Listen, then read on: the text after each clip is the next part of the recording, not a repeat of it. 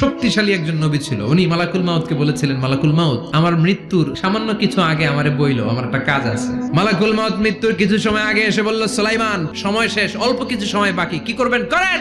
সাইয়েদনা সুলাইমান জিনদেরকে ডাকলো, ও জিনেরা, বিশাল একটা প্রজেক্ট আছে, প্রজেক্টে কাজ শুরু করো। আর কিছু জিনকে বলল, চারদিকে গ্লাস ফিটিং করা একটা রুম বানাও। সাইয়েদনা সুলাইমান আলাইহিস সালাম গ্লাস ফিটিং করা রুমের ভেতরে ঢুকলেন। এই রুমে ঢুকার দরজা নাই, হাতে একটা লাঠি নিলেন, লাঠির মধ্যে ভর করে দাঁড়িয়ে রইলেন আর জিনদের দিকে তাকিয়ে রইলেন। জিনেরা এত বদমাশ ছিল, সাইয়েদনা সুলাইমান দাঁড়িয়ে না থাকলে কাজ করতো না, দাঁড়ায় না থাকলে আজও লোকজন কাজ করতে চায় না, ঠিক কিনা?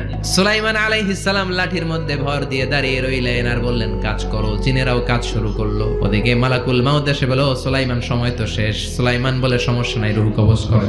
মালাকুল মাউত ওইভাবে লাঠিতে ভর দেওয়া অবস্থায়, দারুণ অবস্থায় সাইয়েদনা সুলাইমান আলাইহিস সালামের রূহ কবজ করে নিলেন। উনি এমন ভাবে দাঁড়িয়েছেন, রূহ চলে গেল, লাশ হয়ে দাঁড়িয়ে রইলেন। লাঠি